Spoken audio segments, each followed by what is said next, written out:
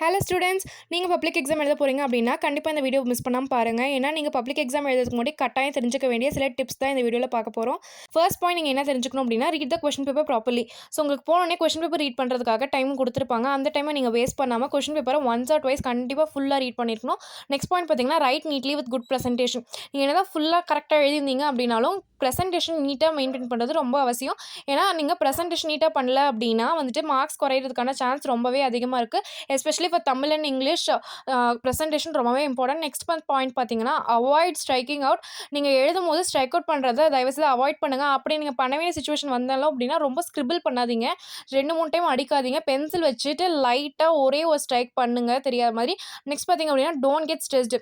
அந்த public exam ஹாலில் போயிட்டு ரொம்ப ஸ்ட்ரெஸ் பண்ணிக்கோ டென்ஸ் பண்ணிக்கோ இருக்காதீங்க, ரிலாக்ஸாக எக்ஸாம் எழுதுங்க. Next have extra pens with. எப்பயுமே பப்ளிக் எக்ஸாம் போகிறதுக்கு முன்னாடி எக்ஸ்ட்ரா பென்ஸ் எடுத்துகிட்டு போங்க. எக்ஸ்ட்ரா வந்துட்டு 1 or 2 பென் கண்டிப்பாக வச்சுருங்க. இங்க் பென் எடுத்துகிட்டு போங்க. அதே மாதிரி லீக் ஆகாத மாதிரி பார்த்துக்கோங்க.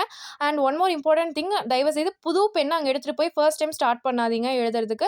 ஆல்ரெடி நீங்கள் புது பென் வாங்கி எழுதி பார்த்த பெண்ணை மட்டும் எடுத்துகிட்டு போங்க. புதுசாக போய் அங்கே வந்துட்டு ஃபஸ்ட் டைம் ட்ரை பண்ணாதீங்க. நெக்ஸ்ட் பார்த்திங்க அப்படின்னா, மேனேஜ் டைம் கேர்ஃபுல்லி. ஸோ வந்துட்டு லாஸ்ட் டைமில் வந்துட்டு போய் கடகடன்னு எழுதிட்டு இருக்காதீங்க. ஃபர்ஸ்ட்டில் இருந்து ஃபாஸ்ட்டாக வந்துட்டு எழுதுங்க. ஏன்னா லாஸ்ட்டில் தான் உங்களுக்கு அதிக வெயிட்டேஜ் மார்க் இருக்கக்கூடிய கொஷின்ஸ்லாம் இருக்கும். அப்போ அதை வந்துட்டு நீங்கள் ஒழுங்காக கம்ப்ளீட் பண்ண முடியாமல் எழுத முடியாமல் போக நிறைய சான்ஸ் இருக்குது. ஸோ ஃபஸ்ட்லேருந்தே வந்துட்டு ஃபாஸ்ட்டாக எழுதிட்டு வாங்க. அடுத்து பார்த்தீங்க அப்படின்னா, don't leave out any questions.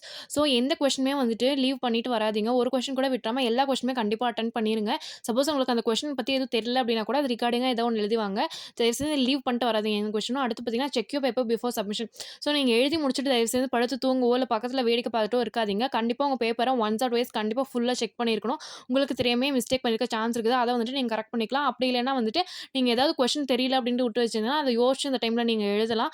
தயவுசெய்து சும்மா டைம் வேஸ்ட் பண்ணாமல் பேப்பரை ஃபுல்லாக செக் பண்ணுங்கள். நீங்கள் ஏதாவது கொஸ்டின் மிஸ் பண்ணியிருந்தீங்க அப்படின்னாலும் கரெக்டாக பார்த்துட்டு அதை எழுதிருங்க. நெக்ஸ்ட்டு வந்து பார்த்தீங்கன்னா, avoid writing till the last minute வரையுமே எழுதுறத அவாய்ட் பண்ணிக்கோங்க. ஏன்னா லாஸ்ட்டில் தான் உங்களுக்கு நிறைய வெயிட்டேஜ் இருக்கிற கொஷின்ஸ் வந்துட்டு எழுத மாதிரி இருக்கும். ஸோ லாஸ்ட் மினிட்ல நீங்கள் அவசர அவசரமாக எழுதிட்டு இருந்தீங்கன்னா அந்த கொஷின் ப்ராப்பராக கம்ப்ளீட் பண்ண முடியாமலோ இல்லை ஒழுங்காக எழுத முடியாமலோ போக நிறைய சான்ஸ் இருக்குது. அதனால் அதை அவாய்ட் பண்ணிக்கோங்க. நெக்ஸ்ட் பார்த்தீங்க அப்படின்னா, follow the invigilators instructions. So இன்விஜிலேட்டரோட இன்ஸ்ட்ரக்ஷன்ஸ் வந்து ப்ராப்பராக ஃபாலோ பண்ணிக்கோங்க. அவங்க எப்படி வந்துட்டு ஃபில் பண்ணுறது, இன்ஃபர்மேஷன்லாம் எப்படி போடுறது அப்படின்னு சொல்கிறத கரெக்டாக அவங்க சொல்கிறத கேட்டு நடங்க. Next don't waste even a single minute in exam hall.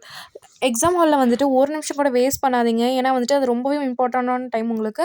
So அந்த டைமில் வந்துட்டு வேறு எங்கேயுமே வேடிக்கை பார்க்காம தூங்காமல் நீங்கள் ஃபுல்லாக வந்துட்டு எக்ஸாமில் கான்சன்ட்ரேட் பண்ணி ஃபுல்லாக வந்துட்டு ஒரு நிமிஷம் கூட வேஸ்ட் பண்ணாமல் யூட்டிலைஸ் பண்ணிக்கோங்க அந்த டைமை.